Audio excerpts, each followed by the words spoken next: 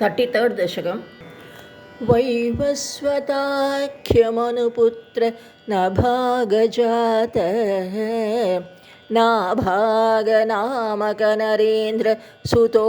अम्बरीषः सप्तार्णवावृतमहि दयितोऽपि रेमे त्वत्सङ्गिषु त्वयि च मग्नमनाः सदैव त्वत्प्रीतये सकलमेव वितन्वतो अस्य भक्त्यैव देव न चिरात् अवृथाः प्रसादं येनास्य याचनं ऋते अपि अभिरक्षणार्थं चक्रं भवान् प्रविततार सहस्रधारां सद्वादशी व्रतमथो भवतर्चनार्थं वर्षं दधौ मधुवने यमुनोपकण्ठे पत्न्या समं सुमनसा महतीं विदाम पूजां द्विजेषु विसृजन् पशुषष्टिकोटिं तत्राथ पारणदिने भवतर्चनान्ते दुर्वाससा अस्य मुनिना भवनं प्रपेदे भोक्तुं वृतश्च स नृपेण परार्तिशीलो मन्दं जगाम यमुनां नियमान् विधास्य राज्ञाथ पारणमुहूर्त समाप्तिखेदात् वारैव पारणमकारि भवत्परेण प्राप्तो मुनिः तत् अथ दिव्यदृशा विजान क्षिप्य क्रुधा उद्धृतजटो विततान् कृत्यां च ताम् असिधरां भुवनं दहतीम् अग्रे अभिवीक्ष्य नृपतिः न पदाच्च कम्पे त्वद्भक्तबाधम् अभिवीक्ष्य सुदर्शनं ते कृत्यानलं शलभयन् मुनि अन्वधावीत् धाव अशेषभुवनेषु भिया सपश्य विश्वत्र चक्रमपि ते गतवान् विरिञ्चं कः कालचक्रम् अतिलङ्घयति इति अपास्तः शर्वं ययौ स च भवन्तम् अवन्दतैव भूयो भवन्निलयम् एत्य मुनिं नमन्तं प्रोचे भवान् अहमृषे ननु भक्तदासः ज्ञानं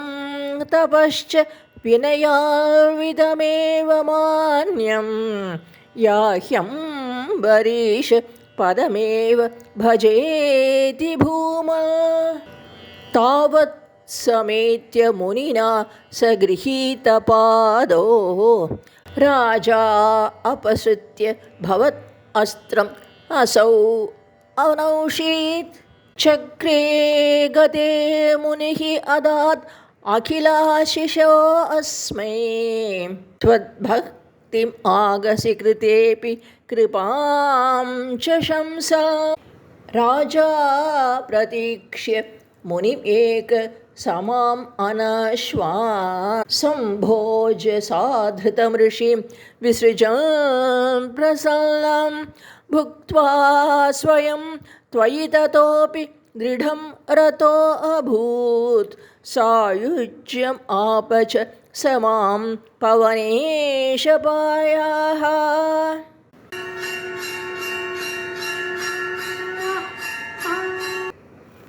34th दशकं गीर्वाणैः अर्थ्यमानो दशमुखनिधनं कोसलेषु ऋष्यशृङ्गेः पुत्रीयाम् इष्टिम् इष्ट्वा ददुषि दशरथक्ष्माभृते पायसाग्र्यं तद्भुक्त्या तत्पुरन्ध्रीषु अपि तिसृषु समं जातगर्भासु जातो रामस्त्वं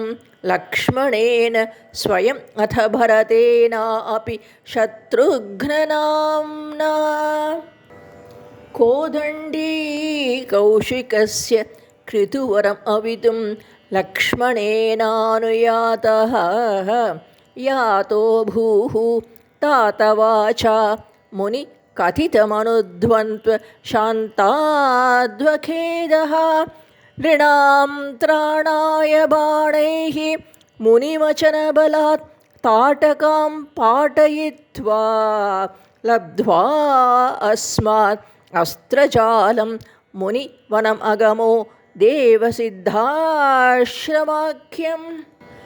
मारीचं द्रावयित्वा मखशिरसि शरैः अन्यरक्षांसि निघ्नन्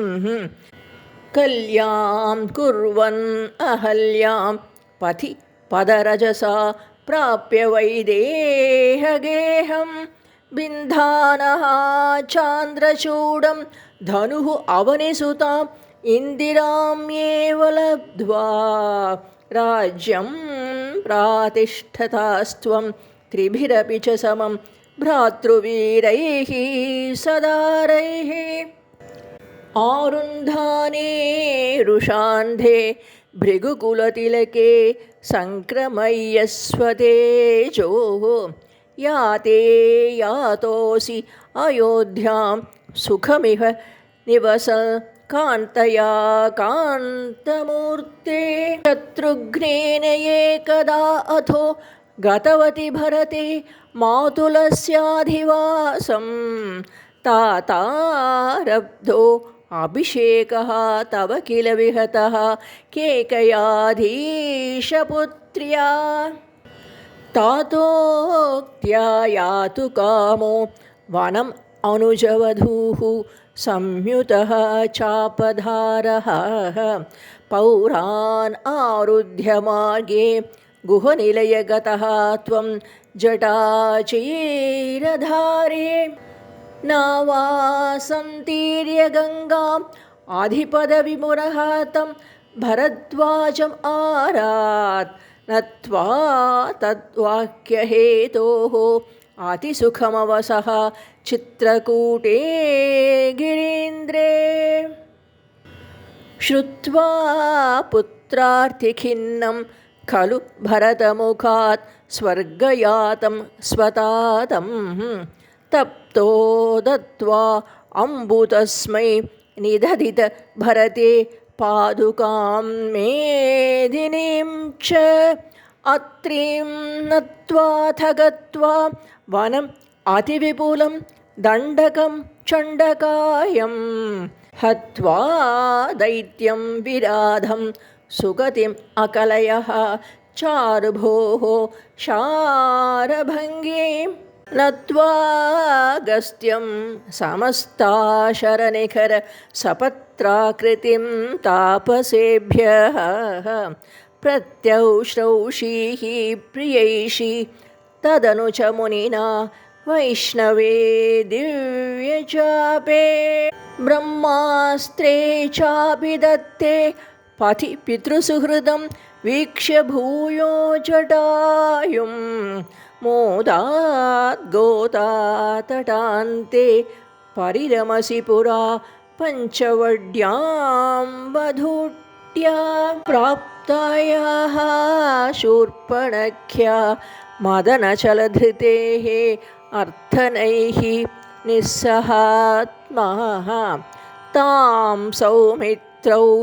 विसृज्य प्रबलतमरुषा तेन निर्लूननासां दृष्ट्वैनां हृष्टचित्तं खरम् अभिपतितं दूषणं च त्रिमूर्धं व्याहिंसीः आशरानभि अयुतसमधिकान् तत्क्षणात् अक्षदोष्मा सोदर्या प्रोक्तवार्ता विवश दशमुखादिष्टमारीचमायाः सारङ्गं सारसाक्ष्या स्पृहितम् अनुगतः प्रावधीः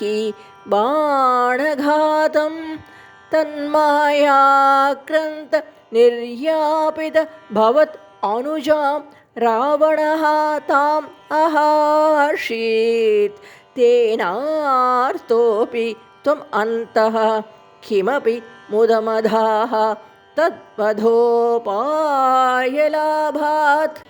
भूयस्तल्वीं विचिन्वन् आहृतदशमुखः त्वद्वधूं मद्वधेन इत्युक्त्वा याते जटायौ दिवमथ सुहृदः प्रातनोः प्रेतकार्यं गृह्णानं तं कबन्धं जघनितशबरीं प्रेक्ष्य पम्पातटे त्वं सम्प्राप्तो वातसूनुं वृषमुदितमनाः पाहि वातालयेश।